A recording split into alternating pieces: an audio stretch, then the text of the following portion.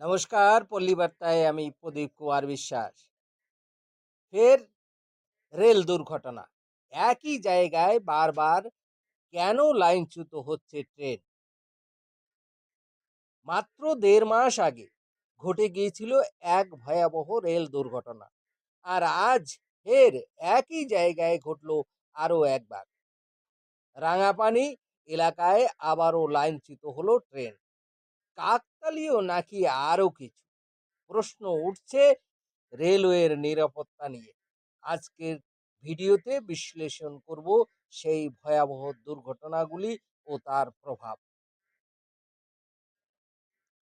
আজ সকাল 11:30 নাগাদ রাঙাপানি স্টেশনের কাছাকাছি তেল বোঝাই একটি মালগাড়ি লাইনচ্যুত হয়। এই ঘটনার ফলে দুটি ওয়াগন রেল লাইন থেকে নিচে নেমে যায়। যদিও বড় কোনো ক্ষয়ক্ষতির খবর পাওয়া যায়নি, কিন্তু এর তাৎপর্য অনেক বড়। 17ই জুনের দুর্ঘটনার কথা আপনাদের সকলের মনে আছে। এই একই জায়গায় মাত্র 1.5 মাস আগে ঘটে গিয়েছিল ভয়াবহ রেল দুর্ঘটনা। কাঞ্চনজঙ্ঘা এক্সপ্রেসের সঙ্গে মালগাড়ির সংঘর্ষে প্রাণ হারিয়েছিল 15 জন। এই দুর্ঘটনার ধাক্কা এখনো কাটিয়ে ওঠা যায়নি, তারই মধ্যে আবারও লাইনচ্যুত হলো ট্রেন। শুধু রাঙাপানি নয়, দুদিন আগে ঝাড়খণ্ডের চক্রধরপুর ডিভিশনে বড়াবাম্বুতে মালগাড়ি লাইনচ্যুত হয়ে মুম্বই হাওড়া এক্সপ্রেস ট্রেনের 18টি বগি ছিটকে পড়ে। বারবার একই ধরনের দুর্ঘটনা কেন ঘটছে তা নিয়ে শুরু হয়েছে তীব্র আলোচনা। বারবার একই জায়গায় দুর্ঘটনা কেন ঘটছে? নিরাপত্তার প্রশ্নে রেলওয়ে কতটা দায়িত্বশীল?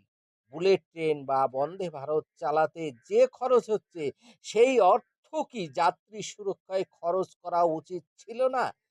কবচ ব্যবহারের প্রয়োজনীয় নিয়েও প্রশ্ন উঠেছে। ইতিমধ্যে মালগাড়িকে সরিয়ে ফেলা হয়েছে এবং রেল লাইন সারানোর কাজ শুরু হয়েছে। তবে আপাতত ওই লাইনে ট্রেন চলাচল বন্ধ রাখা হয়েছে। রেল কর্তৃপক্ষ কি একবার রেল কর্তৃপক্ষ কি এবার দ্রুত ব্যবস্থা নেবে, নাকি যাত্রীরা আবারও এমন দুর্ঘটনার শিকার হবেন?